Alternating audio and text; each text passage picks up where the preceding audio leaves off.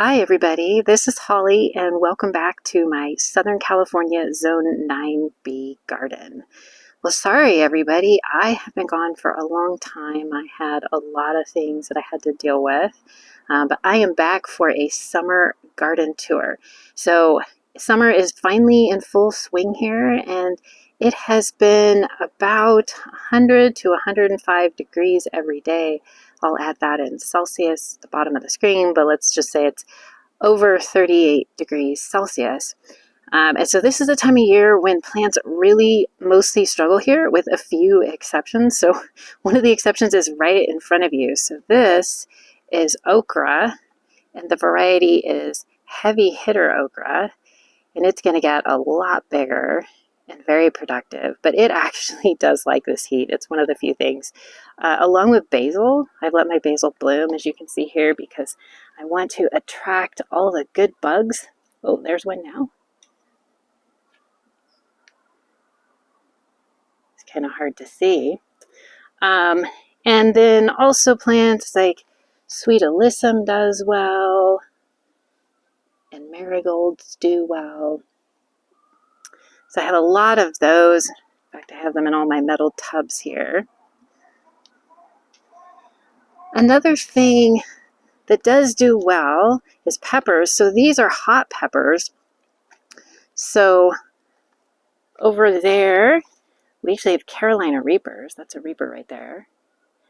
And we have some cayenne peppers here. And then at the end, we have some poblano peppers. So we're going to be making some hot sauce coming up. Now these peppers actually were doing really, really poorly because we had an unusually cold spring and the heat didn't hit until just now. So they were looking pretty bad, but they're starting to recover. And then over here, we have one of the plants that does not like this heat, especially later in its life. And this is a Musqué de Provence pumpkin. But I like to get these started early in about March in the spring because they take a long time to mature. So there's a couple right there, just starting to change color. I think I have about 6 of them.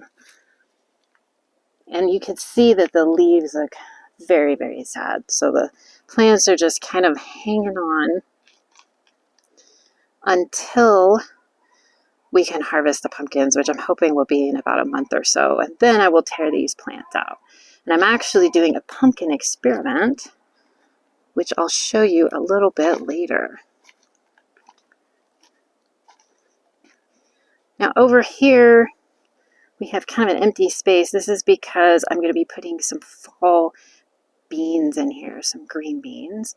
But right next to it, we have monster pumpkin, or not pumpkins, tomatoes. With a couple of different varieties here. So these are Early Girl, which is a hybrid variety, and normally they are earlier than this. I've picked a couple and they're delicious, but because of the cold spring, they are a bit behind. Everything is a bit behind, but that's okay. The other kind that we have is the Costoluto Genovese, and they are really funny. They're these kind of funky, wrinkled, strange looking ones, which I've never grown before. These are an heirloom variety, but I've gotten a lot of recommendations, so I am excited to see what they're going to taste like. And I like the way they look. They're pretty funny. And then over here, these tomatoes are monstrous as well. These are supposedly indeterminate varieties, although I've read different things about this one, which is called Celebrity. But it has some very, very nice tomatoes on it. And I haven't picked any Celebrity tomatoes yet, but there's, I don't know if you can see them in there. There's a couple right there that I could probably pick now if I wanted to. And then right next to them, so Celebrity, they're a hybrid variety. Next to them, I have Marglobe. There's one in there. Marglobe is an heirloom variety, and I've been picking them, and they've been very good. Now, I will say, tomatoes are one thing that do suffer in the heat here.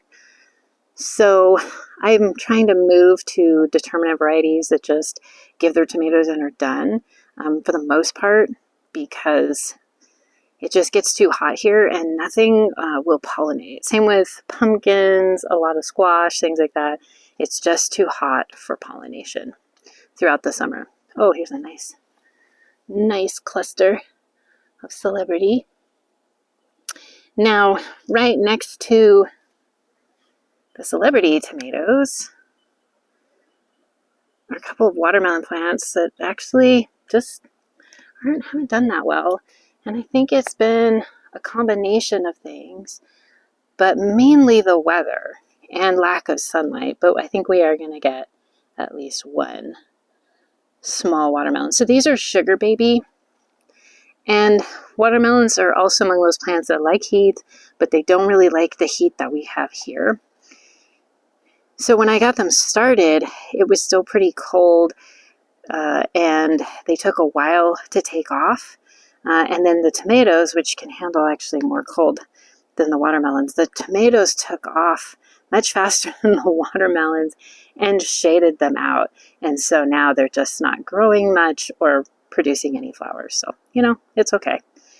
And then right next to it, there's an empty space because I'm going to be doing some late season pumpkins and I'm going to be planting them here. And then in the last raised bed on this part of the garden, I have some more peppers. So these are sweet peppers. They are a hybrid variety called Gypsy, and they're supposed to be really prolific and do well and not have too much sun scald in my hot environment. So, and I just put these out here. Now you guys missed a lot in the garden. I actually had Nirvana hybrid corn in here. It was really good. I planted 17 plants. Well, actually more than that, but an animal killed a few of them. And I got, I think, 41 ears of corn off of it. And I froze all that for use throughout the year. So I'm excited about that variety. The only thing I would say is it's one of those, it's a super sweet hybrid, something like that. And it's all sugar and less that rich corn flavor I remember from when I was a kid. So we'll see. Once I use up those seeds, I might try something else. But I do like it, and it was very prolific. There's the avocado tree. And what you can see over here, these trees are getting plenty of water, but this is a result of the heat. So on the southwest side of this tree, the whole side, it's not too bad up here. It's a little bit there. The whole side will be yellow and burnt by the end of the summer. And you can also see, even though oh, there's the bees. Hi, bees. You can see heat damage there on the avocado, again on the southwest side. So I water a lot, but we're going to see it's going to get a lot worse by the end of the summer. And summer lasts a very, very long time here. One thing I want to point out is, if you watched my previous videos, you saw that we were going to be putting down a barrier to keep the raccoons from digging up this area. And then I said I was going to be putting down redwood bark. And so you can see that we have been working on that. I've been doing a few wheelbarrow loads a day, and I'm pleased. I think we can get it done pretty soon. The other thing I want to point out is what's above me. This is the shade cloth. So this is over the entire garden, which is about 1,000 square feet. My husband and I built this shade structure. This is 30% shade cloth. I've tried 40, I've tried 50. It's really a trade-off, because a lot of plants, they need sun in order to grow well, in order to flower. But the sun here is just too intense, especially with the level of heat that we have. And it goes on for too long. We don't get any break for several months usually. So we have to make that compromise of enough shade to protect the plants, but not so much shade that it hinders flowering and fruiting. And so I found if I have much more shade cloth in this, certain plants, like for example eggplant, even okra, if it's 50% shade cloth, you just won't get much produce. So This is our compromise.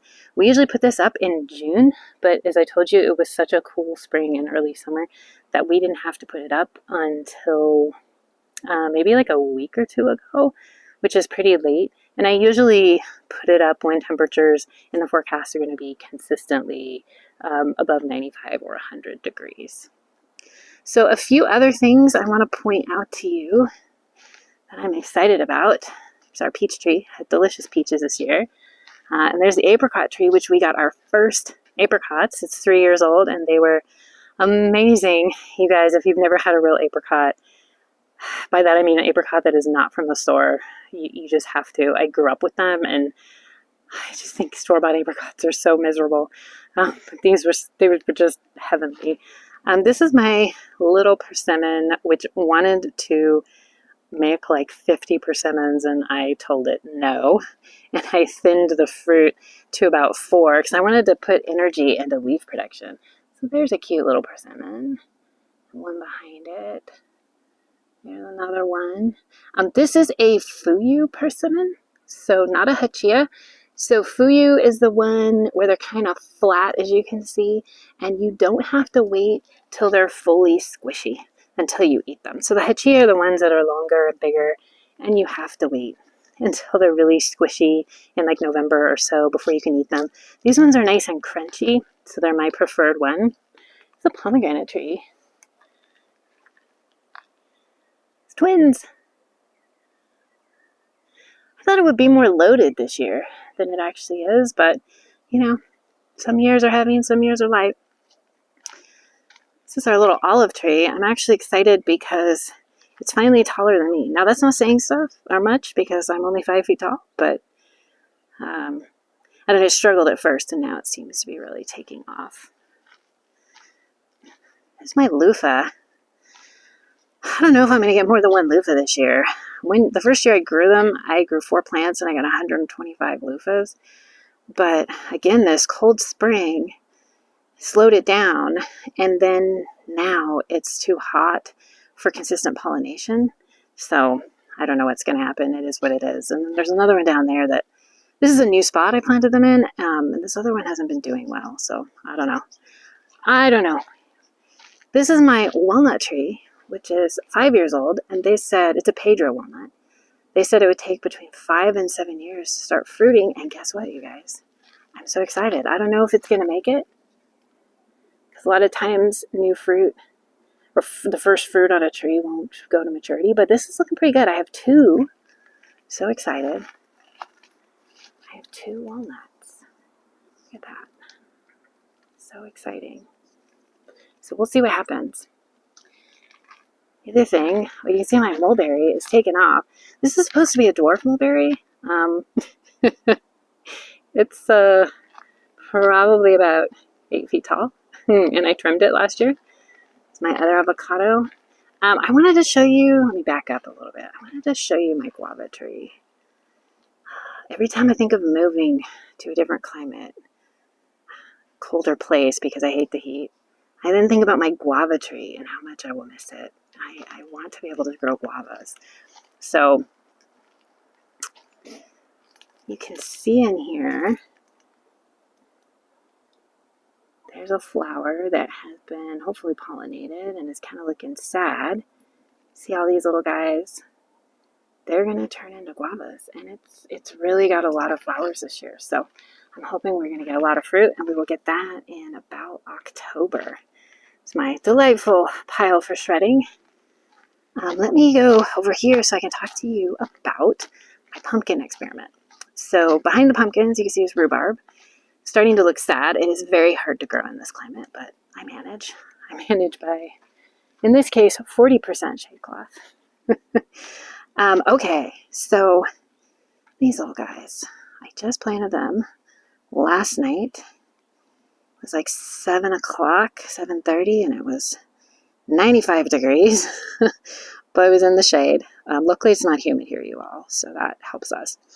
So these are Winter Luxury and Rouge de Ton pumpkins. So they're both heirloom varieties, I believe. They can be eaten, so for pies and whatnot. And I grew them last year, and they did really mostly pretty well, but as with most pumpkins, they really struggled in the heat. And they gave me their pumpkins pretty early. One thing I discovered is that they don't last, so I cured them and everything, but they started already going bad by October, November when I wanted to use them. And so I thought to myself, I'm going to try planting them in July. So I sowed the seeds like around July 1st or so. And it's amazing how fast they grow when you're not starting them in March when it's still cold. And they're supposed to be done by the end of October, so we will see how that goes. And I don't know. I don't know what's going to happen with the heat, but I'm going to give it a shot. The other pumpkin that I have that I showed you earlier, the Musqué de Provence, it stores really well. I've had them store perfectly for up to a year, so that one I don't mind starting early, and that's no problem. All right. Let's look at the figs. We got a lot of figs going on. They are about a month behind, like many things, because of the cold spring. You're going to hear me say that many times. I like the cold spring, but, some of the plants didn't so much. So hopefully in the next few weeks, we will start getting figs. But it does have a lot this year, so I'm excited. There's another fig tree back here. Very odd place for a fig tree, against the back of the shed. I did not plant it here. This was the former owner's, but it also has a lot of figs. This one is super, super delicious. And I'll tell you guys, figs have an eye or an ostiole at the bottom. Let me see if I can show you one right there at the end there. This variety of fig, I don't know what it is. It might be brown turkey. Ooh, I see a ripe Reba one. Hold on. I know you can't see much. Oh, somebody already got to it. See? But look at that. Look at that eye there. See how open it is? That is a good way for bugs to get in, and they can carry fungus and bacteria with them that cause the fruit to sour. So, like I said, I think this could be a brown turkey, but I don't know. I didn't plant it. But they are known to have big eyes or ostioles. So if you want a fruit that is more resistant to that, plant a variety that has a small eye. So one variety is Celeste. And I do wonder, because of the leaf shape, if this one is a Celeste, this other one behind the shed. But I can tell you that these ones have a closed eye. And so those bugs, the dried fruit beetles, and also called sap beetles, and the fruit flies don't get in. So they don't get that weird ferment effect. So just a little tip. Try to find a fig variety with a closed eye or closed ostiole if you're going to plant something. Oh, look, my ginger came up. Looking a little ragged, but it is what it is, next to my lemongrass. The other thing I wanted to show you all that I'm really excited about are my mangoes. So check this out. I've got several that were pollinated, and I think this is the farthest they've ever made it. This is this tree's 5th year, so I'm really, really hoping that I get at least one mango. I don't think all of these are going to make it, but oh my goodness, I'm going to be so excited if we get at least one mango. So you guys, thanks so much for watching. I always appreciate you viewing my videos. If you like my videos, please consider liking and subscribing and hitting that notification bell so that you know whenever I release a new video. I hope your gardens are growing well, and I'll see you guys next time.